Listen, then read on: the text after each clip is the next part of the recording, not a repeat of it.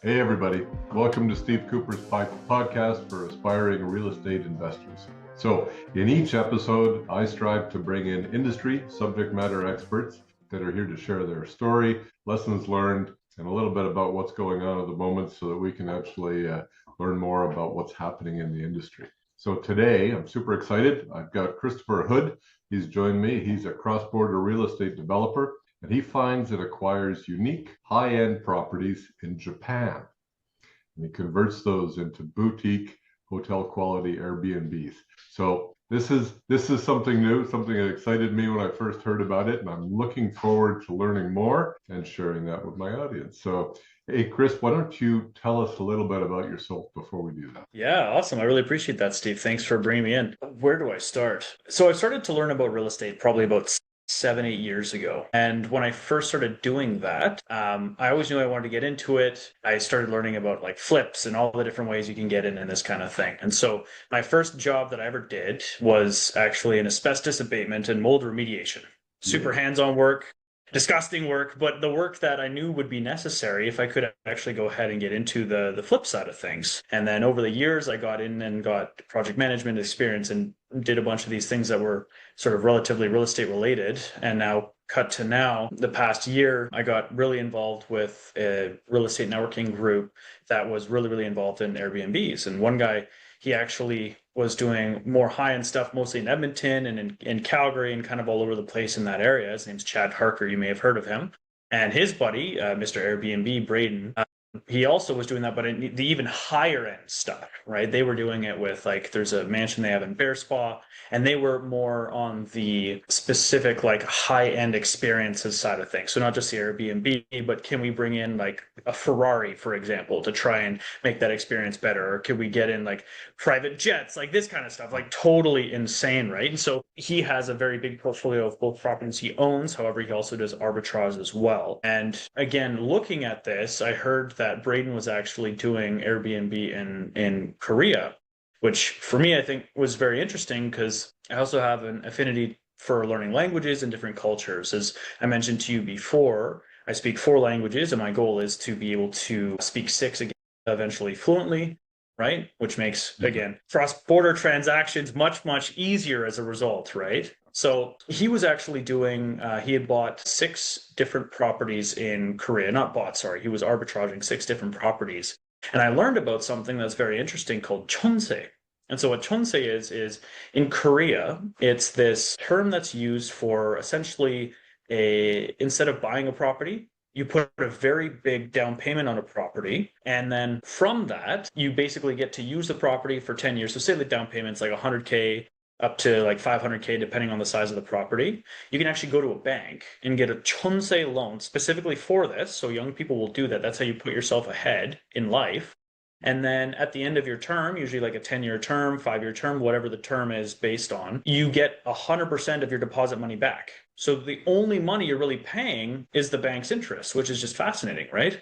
And then I started to look more into the Japan side. I have a lot of friends that are sort of all across Japan between Tokyo and Kumamoto is kind of, and Fukuoka as well. And so this past year, I went to go and see a lot of them in Japan. I traveled across there for 3 months. And as I mentioned before, I speak Japanese as well. So that was definitely helpful. And given that, I saw an incredible opportunity to actually purchase properties in Japan and turn them into these short-term rentals. There's a lot of reasons why, but the first one was that you can actually purchase, and not a lot of people know this, you can purchase a property for $20,000 Canadian, and you can renovate it. And then for all in under $100,000, you were actually able to have a complete working, 3 bedroom house that looks nice and it's well renovated, right? So started to look into that a lot more, and here we are. I think that is absolutely fascinating. There's so much going on in the world of real estate, or the real estate around the world, and you've tapped into something that's a bit of a surprise to me. So there's a lot of interesting factoids that are surrounding this. I mean, moving into a foreign market, that's got to take the idea of investing in a foreign market takes a lot of courage, probably a bit of stubbornness. Doubts did you wrestle with early on that most people never saw when you started thinking about doing this? How did your inner workings work through this? Interesting question.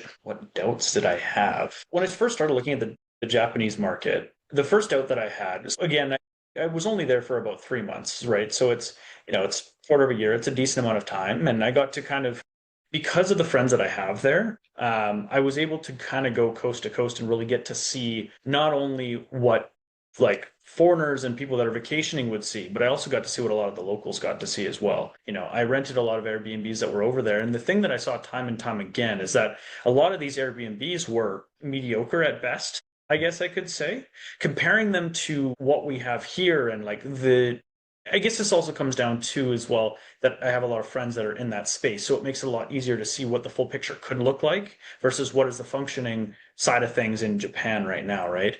So the first doubt I think was that is this market actually as good of a market as it appears to be? Because often when you look at something new and it's something that's I think a little bit outside of like your realm of comfort, people often will look at it and be like, this is sort of too good to be true, right? Depending on what it is. So then you have to go in, you have to refine it, and you have to figure out, okay, like what are all the issues that are going to arise? And you got to basically stub your toe as many times as you can until you stop hitting problems. And then that's where the actual investment is, not this big thing that you saw in the beginning, right? Precisely, yeah. So I mean, that's those actual obstacles. If I think about it, you're dealing with different political system, different cultures, different ways of conducting business. The learning curve must have been really steep for you. Knowing how to speak Japanese is one thing, but understanding all of the intricacies and the rules and regulations you needed to be cognizant of. How is that going? Have you managed to conquer all of that? Are you feeling like there's still going to be more to learn? Where's it going? Always more to learn. I mean, it definitely helps, obviously, being able to speak Japanese. I'm not fluent by any means, but I'm able to speak with someone on the phone for 20 minutes without speaking any English to give you kind of an idea, right? So it's functional enough. But navigating it is definitely very interesting because, so first and foremost, when I start to look at it, there's this law that they have in Japan called Minpaku law. And what that law is that across the board, so all like across all of Japan, everyone is allowed to rent their property as a short-term rental for 180 days out of the year maximum without registering it as a proper hotel residence. Now, where that gets difficult is then each area and prefecture will start to have their own caveats to that and make it more challenging. So, for example, Kyoto, you're only allowed to operate during certain months out of the year, right? You're not allowed to actually adhere to that country law. They sort of refine that and say, okay, you can only operate during basically the spring and some of the summer months. And during the winter months, it's a no-no. And you have to be certain distance from like schools and certain distance from this and certain distance from that, right? So it's a very sort of case by case basis. And it's a bunch of learning for sure. And every single day, really, as we're having more conversations with more lawyers and more real estate professionals, yeah, it's quite a steep curve for sure. And then on the flip side, they also have something called the ryokan law, which allows you to basically register your property as a long-term rental above the 180 days. And so, with that, they have their own requirements. Like you have to have the exit signs laid out and you have to have proper documentation, fire safety plan, all this kind of stuff, right? And so coming back to the last question that you had, which was, sorry, remind me what that question was again. I think it had something to do with when you found things were going a little bit harder than you'd expected. I'm not sure if I remember exactly what I asked. Yeah. I'm writing these down, so you're What were the doubts? The no, doubts was the thing that you asked. Yeah, sometimes there's a doubt that we won't even be able to get registered as a short-term hotel because of all of these rules and regulations and also having to know the areas so well. Like, even in the main area where we're focusing in right now called Kagawa, they also have rules specific to how close you are to schools. So it's interesting because if you don't try to register as a proper hotel, you can still technically operate within Minpaku law. But then if you try to register as a hotel and then it gets denied, now all of a sudden you're on their radar and you can get in trouble. So then you have to kind of juggle that. It's like, do I want to go ahead or do I want to just continue doing my business and just not stub my toe there, basically, right? So if you look at supply and demand, I guess Yeah, from two lenses. One is supply of available properties that you can buy, yeah.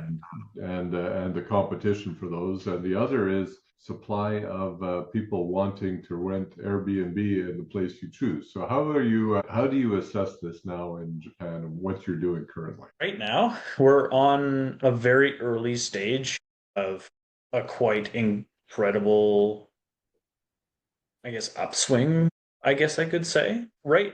Like Osaka and Tokyo and so those two prefectures. So Japan is sorted into much different, they're sorted as a country much differently than we are in Canada. So Canada, we have cities and then we have provinces, and that's kind of how it's laid out, right? In Japan, they have something called a prefecture, which is like if you're familiar with Vancouver, you've got Vancouver and then you've got like the greater Vancouver area, right? The greater Vancouver area would be kind of the equivalent to like a prefecture. You know, if you go to White Rock or you go to Abbotsford, even people will just say, I'm from Vancouver. It's not really Vancouver though, right? So somewhat similarly in Japan. So Tokyo is like there's Tokyo City, but there's also the Tokyo Prefecture, which also incorporates a bunch of areas around that. So you've got Shinjuku and you've got, even all the way down to like Chichibu and like all these other things, right? And so I apologize. There's a point that I was making to what you were saying. I hope you can edit this out too, because Never do that. We'll keep it raw. okay, okay. Well, then there you go. So sorry, remind me. There was a reason why I was talking about this. I was just thinking about supply and demand. Supply and demand. Yes. So in Tokyo and in Osaka, it's kind of been flipped, and so the cost to buy and it is much, much higher in both Osaka in the main city areas. However, if you go to the outskirts areas, there's a very interesting thing in Japan where people don't want as a person that's living there, that's from there, people don't want to purchase a property that someone else has lived in. It's a very like strict culture thing for them. They only want to buy raw land basically, or buy a house that was there before, knock it down, and build something brand new so that they can build out their family. Which means that in the areas that we're looking at right now and buying in as well, the population in this specific area is going like this. Like the prefecture of Kagawa is only 950,000 people and declining Yeah. that live there. However, every year you've got over 9 million tourists and climbing, right? So the amount of real estate that's becoming available is actually more and more. However, the demand for that real estate is going down despite the fact that the demand for the Airbnb side of things is actually going up. And Japan as a culture, although they do have entrepreneurship in there, they're a lot more of a corporate focused culture. And so, because of that, the competition is less so with Japanese locals and more with Chinese and Korean investors. So, the perfect example that I saw when I was going through Japan is that there's a lot of these buildings now that are actually being built where there's these full on apartment buildings that are just for short-term rental of that. And it wasn't even bought by a Japanese company. It was a Chinese-based company that had purchased that property and had developed that. And so the amount of Japanese investors is actually quite insignificant based on what we've found in this specific niche. So long-winded answer, but basically the supply is going up and the demand is also like super high, but it's not being met at this point, I guess. It's got to be very dynamic. I think that you're always watching to see what's coming next. Hey, tell me, so you're building and renovating these properties into this boutique hotel type of Airbnb. What part of that feels most personal to you? Like, what style are you imprinting in these residences or these hotel Airbnbs? Tell me about your style. What are you looking for out of it? Yeah, good question. I like places that are much more light and airy. So there's this one place that we're looking at right now that's over by, it's kind of by the bay a little bit. So there's sort of like this river area and then it opens out to the ocean. It's very interesting because it's a mix between European style and a mix between the traditional Japanese style. So like half of the house is kind of like that traditional Japanese, but on the flip side, you've also got like these like vaulted ceilings and you've got like a very big skylight and hardwood floors. A lot of the like really cool tailored sort of Japanese, not architecture, but like design features that are like more specific to Japan. Like just the woodwork and these kind of things are quite fascinating. And so they're interesting because of just like the build quality as a whole. When you first buy this property, you can tell the attention to detail in these kind of things as people put in there. But what's more personal to me? That's a good question, I guess. We are bringing in a bit of a North American style to it because of the fact that in Japan they have these very tiny bathrooms, and which is fine, but like the bathtubs are like half the size of the ones that you would get here, and it's something that a lot of the more North American guests are not going to be so happy with. I know for me, I personally wasn't very happy with it when I had to go and experience that every single time. So I guess that sort of design element, but pretty much everything else, we're trying to keep a bit more original, but just modernize it. You're really tailoring to the tourists, the North American tourists coming to Japan. That's your audience, right? Yeah, we have two audiences that we're catering to. So we're catering to the more wealthy North American tourist. However, it doesn't necessarily have to be on the wealthy side, because Japan is one of these cool places where people, even say they're lower middle class, even people will save up their whole lives to go and do their Japan trip.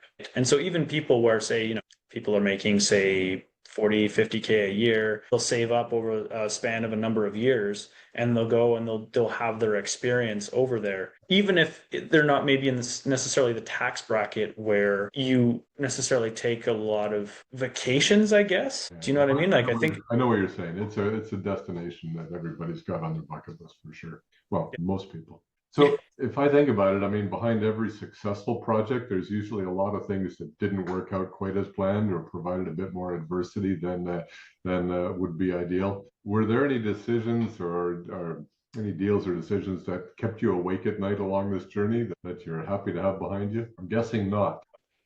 I think all projects that you do sort of keep you awake, right? However, I'm also the kind of person where during a project, I usually just will not sleep all that much until the project is completed. Like if I think back to one project I did in 2021, I was probably awake. Basically, my schedule was like 4:30 in the morning till like 8 p.m. at night. Maybe I would have one meal a day kind of thing during the time period that project was happening. So, yeah. But I'll say on the flip side of that, one thing that does help to sleep better is just being with the team that I have, and that what we're building together. So we're a team of three people that are doing this. One guy, my friend Andy, is a Airbnb investor. He's been investing for 5 years in Airbnb properties specifically. And then the other guy is very interesting. Is this guy named Grant Marchetti. He's taken quite a few companies actually very, very successful. Currently, his main focus has been in his company Skydweller Tech. What they do is they basically take drones that clean the side of buildings. They've done like Vancouver Library and a bunch of other stuff like that. And so having him as well helps make things a lot more calm, because on the money side, that's sort of covered just based on the people that he knows and friends and this kind of stuff, right? So yeah. Sorry, I know I didn't really answer your question very well. Totally. Yeah. No, and I guess it was where I was going next is thinking to myself, when I'm investing in multifamily apartment buildings, there are two things that are happening. I'm bringing capital together with opportunity. And so you're providing an opportunity. You've got a money partner or a capital partner that's able to actually draw the kind of funds you need to actually be able to support this. Apparently, I raised my hand. Got to stop that. All right. So, hey, in doing this now, you've been doing this several years. What has this journey taught you about yourself that you didn't know before you started investing internationally? Sorry, investing in Japan for several years? Yeah. Well, so you've been investing now for several years. You've now got this process well underway. What has this journey taught you about yourself that you wouldn't have guessed but when you started the journey? A little bit of hindsight or reflection. I think like the more mistakes, like so when you first start out, you sort of have this fear of what could go wrong, I guess. And then as you do it more and more, you learn that no matter what, you're probably going to get it wrong anyways. And so it really becomes one of these things where it's like it's more important to move quickly where you can and then course correct Yeah. and learn from every single like piece as you're going because markets come up, markets come down. You've got so many moving parts no matter what you're in. Like say you're looking at a multifamily project and wherever you're looking at. If it's a new build, by the time you're completed, if it's a smaller one, you're looking at maybe 18 months, right? Depending, like if it's, I mean, smaller being like maybe say 12 plus units sort of thing. So by that time, you can be in a completely different market environment. So trying to plan literally everything out, you can't really. And so you plan to the best of your ability and it I guess it gives you more confidence to know that you're not going to know, but you know that you can figure it out and just operate based on that. Yeah, I mean, I agree with everything you said there. I think a lot of my experience with Japanese culture and Japanese mindset has been the lessons learned. Focus on a process, make sure you test drive the process and find opportunities for improvement throughout. So when I think about any of the work I've done in lean and in other systems, it's always been about continuous improvement or baby steps, trying to find small incremental improvements to make things smoother. And so reflecting on that is something I really enjoy doing. As I look back on the day or the week or the month and what worked well and what didn't, I think that's an important bit of growing through all of this. Chris, we should really talk about why you're doing this. I'd love to understand what it is that has motivated you to think about investing in real estate and then into Airbnbs. How do you find yourself here? Why are you doing it? What are you hoping to achieve? And how are you going to know when you get there? Question. When I was younger, I don't know if we talked about this when I was at the networking event, but so I grew up in the foster care system and I was adopted by a family that were just not good people, is all I will say. And so I've always been a very driven person. I've always had a mindset that I'm going to succeed by all means necessary. But I think one of the bigger things that really drives me is knowing that I'm going to the more success you have, the more people you can help, basically. And you have to kind of hit a certain threshold, at least in my opinion, before you're able, well, even take say like say you're working a minimum wage job, right? Your ability to help people, sure, maybe you may be able to help someone by say going and someone, I don't know, someone is in a wheelchair or something like that, right? You may be able to go help them by like helping them clean their house or something like that, right? Then you go to the next step and it's like say you're in the middle class side of things. Maybe you can help someone physically, but you can also donate a little bit of money to them, right?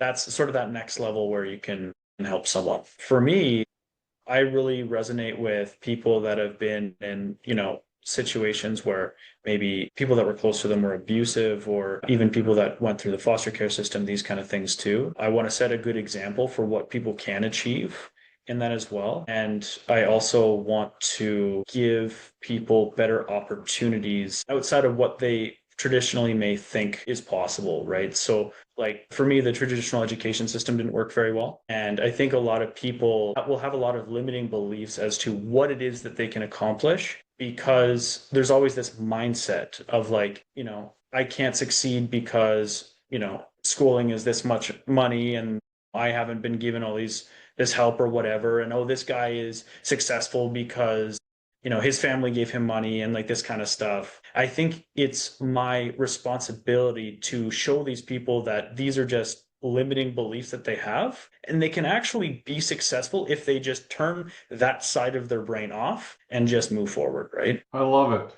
I love it. Mindset is so much in everything we're doing, but having the ability to actually get past yourself, get out of your own way, and actually push through things. We're all capable of anything. I love that. So, any questions for me or things that we didn't ask that you'd like to share before we wrap things up? Why did you get into real estate originally? Well, I tell you what, it's an interesting story. Um, First off, I have a career that I love. I really am passionate about what I do. I've been in aviation now my whole life. It's a career that I love, and I'm actually quite successful at it. I managed to climb the corporate ladder. I'm in a position that I really enjoy what I'm doing. I'm fairly well off, but the problem is I'm also a third-time lucky husband. And as a third-time lucky husband, I've had a few resets financially along the way. And so coming to realize that I didn't want to continue working till I was 85 before I could retire, I decided I needed to pick up the slack and find a way to actually boost my income. So I started looking at opportunities and realized very early in life the power of real estate to build equity. So I said, well, what do we need to do to start doing this professionally so it becomes something that's intentional and engineer a system that actually provides me with a wealth engine that will continue through past the point where I want to stop working in aviation. How's that? The trigger Yeah. for all of this, Chris, was the day my son was. Wow. So you're a third time lucky husband, which congratulations. And then also congratulations on, of course, your son being born. And he's not an only child, right? So I only have one child, one son. Okay.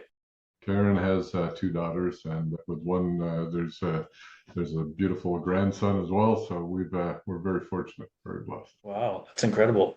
And so it's kind of a smaller family to much quickly increasing family, it sort of sounds like. Interesting. And so basically now at this point, it's your time that you can spend with your grandkid, right? Absolutely. So this is about finding building time. So if you're working every day, you have less and less of it. But if you've got the ability to actually earn money while you sleep, then perhaps you don't need to be working every moment of the day. That's awesome. How I hope I'm not overstepping by asking this. How close are you to reaching your goal? Oh, there's a ways to go. There's a good 5 years to go. Wow. That's awesome that you're Hopefully I that's think that I think that's close though, right? Like people will work 40 plus years, right? And still not have enough money to retire, right? So the fact that you actually have a hard deadline where you're like, I'm going to be comfortable in 5 years, that's amazing. well, it doesn't mean I'm going to stop. It just means I can. Exactly. That's amazing. All righty. Interesting. So, Well, thank you. Chris, if people want to reach you, how should they go about doing that? We can find me on Instagram, I guess, at Christopher Hood Business, or that's it. I'm on LinkedIn as well. However, I don't use it that often. And I'm on Facebook as well. However, I don't use it that often. I'm trying to sort of do a social media cleanse as much as I can. Good So, for you. Good for you. yeah. Alrighty, ladies and gentlemen, Christopher Hood, thank you very much for joining us. Now, before I forget, and I did at the beginning, before I forget, if you enjoyed this, please hit the like button. If you're not subscribing, then there's something wrong. Let's fix that right now. And if you really like it, share it with your friends, please. Okay. Thanks very much, Chris. It's been a real pleasure. Thank you.